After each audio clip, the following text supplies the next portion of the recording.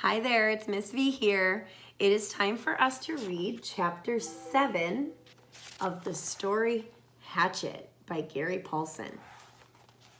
Okay, so remember, he had just found some berries, and he had, Brian, the main character, just found some berries to eat, and he has found some water to drink, and he has made a shelter in kind of like a cave formation. So let's see what happens next in Brian's effort to survive by himself.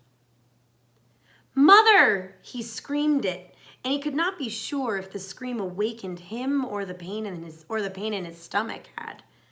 His whole abdomen was torn with great rolling jolts of pain that doubled him in the darkness of the little shelter, put him over and face down in the sand to moan again, "Mother, mother, mother." Never anything like this, never.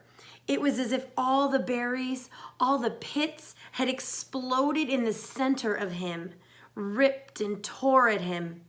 He crawled out the doorway and was sick in the sand, then crawled still farther and was sick again, vomiting and with terrible diarrhea for over an hour. For over a year, he thought, until he was at last empty and drained of all strength. Oh, Lord.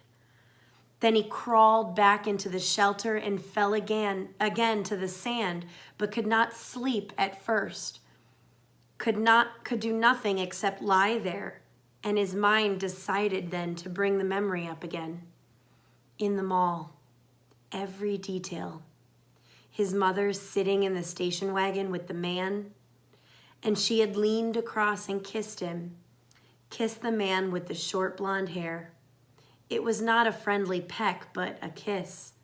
A kiss where she turned her head over in an angle and put her mouth against the mouth of the blonde man who was not his father and kissed mouth to mouth, and then brought her hand up to touch his cheek, his forehead. And Brian saw it. Saw this thing that his mother did with the blonde man, saw the kiss that became the secret that his father still did not know all about. The memory was so real. He could feel the heat in the mall that day, could remember the worry that Terry would turn and see his mother, could remember the worry of all the shame of it. And then the memory faded, and he slept again. Awake. For a second, perhaps two, he did not know where he was. Was he still in his sleep somewhere? Then he saw the sun streaming in the open doorway of the shelter and heard the close, vicious whine of the mosquitoes he knew. He brushed his face, completely welted now with 2 days of bites, completely covered with lumps and bites, and was surprised to find the swelling on his forehead had gone down a great deal. Was almost gone. The smell was awful, and he couldn't place it. Then he saw the pile of berries at the back of the shelter and remembered the night and being sick. "Too many of them," he said aloud. "Too many gut cherries." He crawled out of the shelter and found where he'd messed in the sand. He used sticks and cleaned it as best he could, covered it with clean sand, and went down to the lake to wash his hands and get a drink. It was still very early, only just past true dawn, and the water was so calm he could see his reflection. It frightened him. The face was cut and bleeding, swollen and lumpy, the hair all matted on his forehead. A cut had healed but left the hair stuck with blood and scab. His eyes were slits in the bites, and he was somehow covered with dirt. He slapped the water with his hand to destroy the mirror. Ugly, he thought, very, very ugly. And he was, at that moment, almost overcome with self-pity.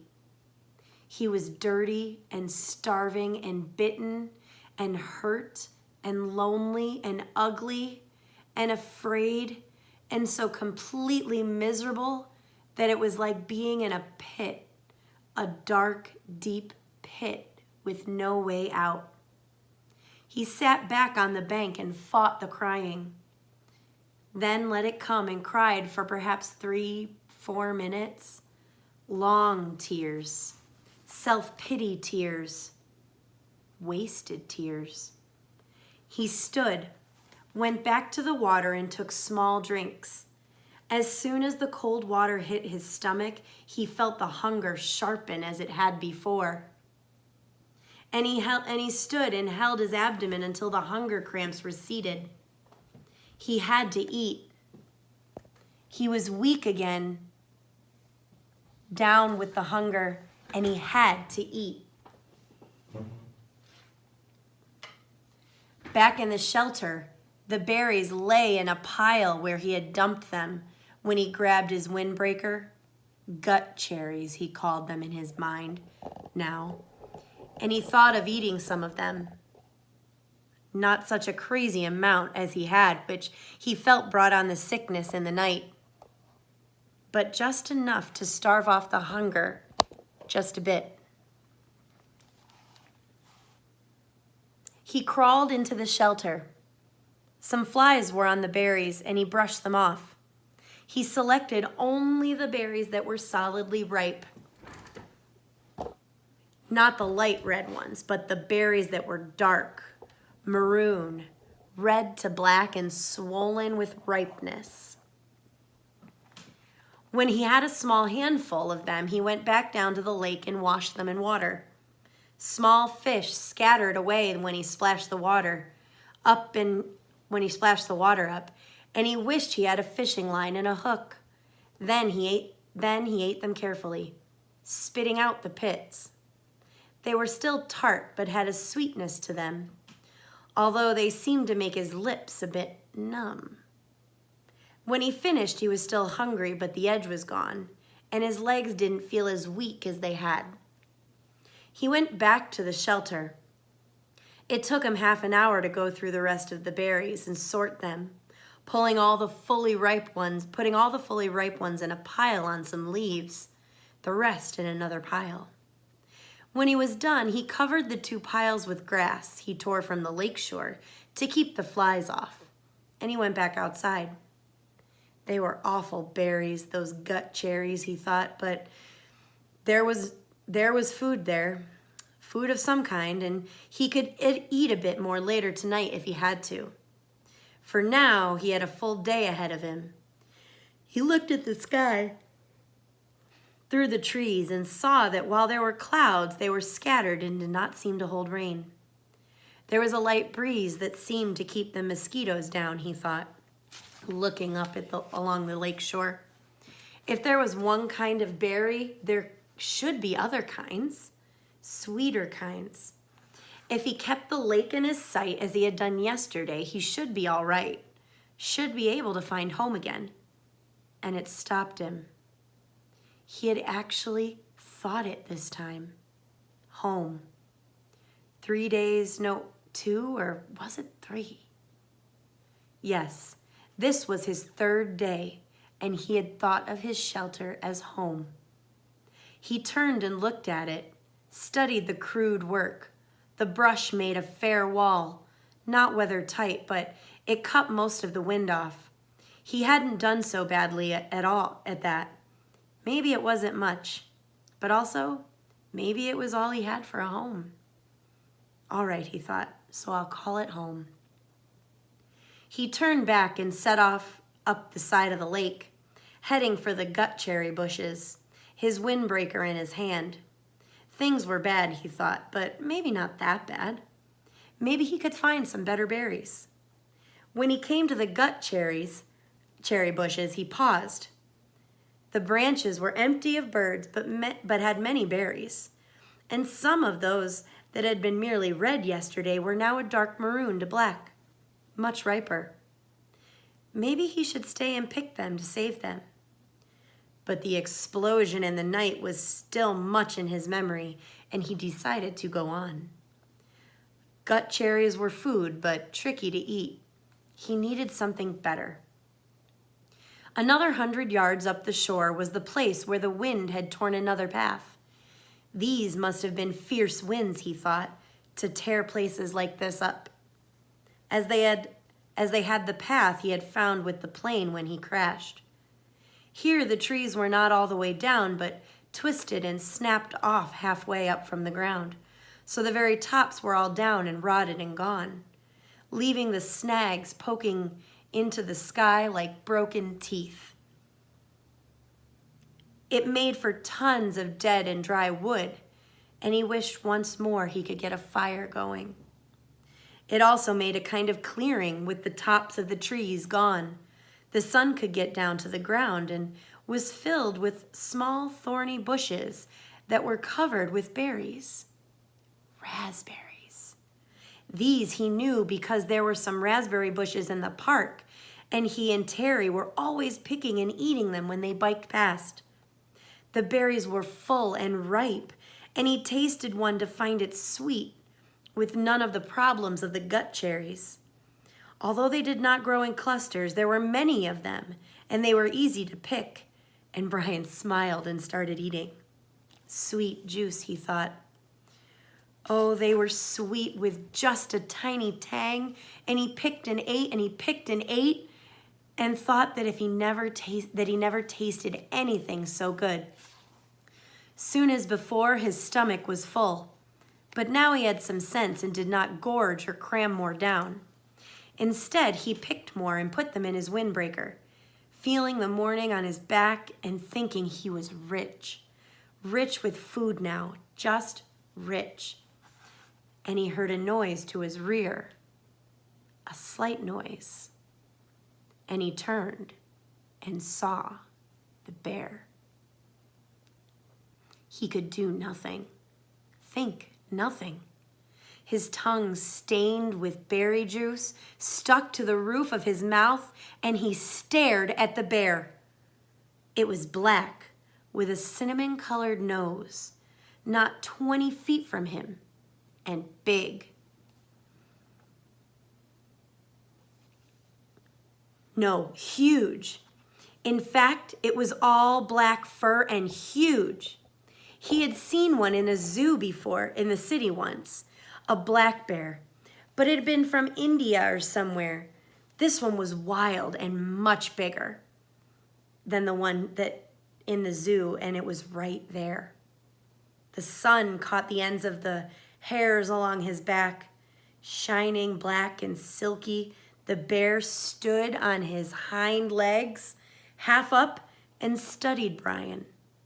Just studied him.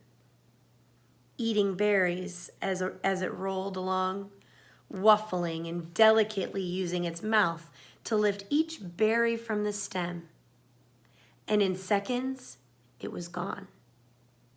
Gone, and Brian still had not moved.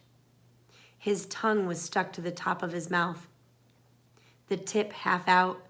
His eyes were wide and his hands were reaching for a berry. Then he made a low sound. It made no sense, was just a sound of fear, of disbelief that something larger could have come so close to him without his knowing. It just walked up to him and could have eaten him, and he could have done nothing. Nothing. And when the sound was half done, a thing happened with his legs, a thing he had nothing to do with, and they were running in the opposite direction from the bear, back toward the shelter. He would have run all the way in panic, but after he had gone perhaps 50 yards, his brain took over and slowed and finally stopped him. If the bear had wanted you, his brain said, he would have taken you. It is something to understand, he thought, not something to want to run away from. The bear was eating berries, not people. The bear made no move to hurt you, to threaten you. It stood to see you better, study you, and then went on its way eating berries. It was a big bear, but it did not want you, did not want to cause you harm. And that is the thing to understand here. He turned and looked back at the stand of raspberries.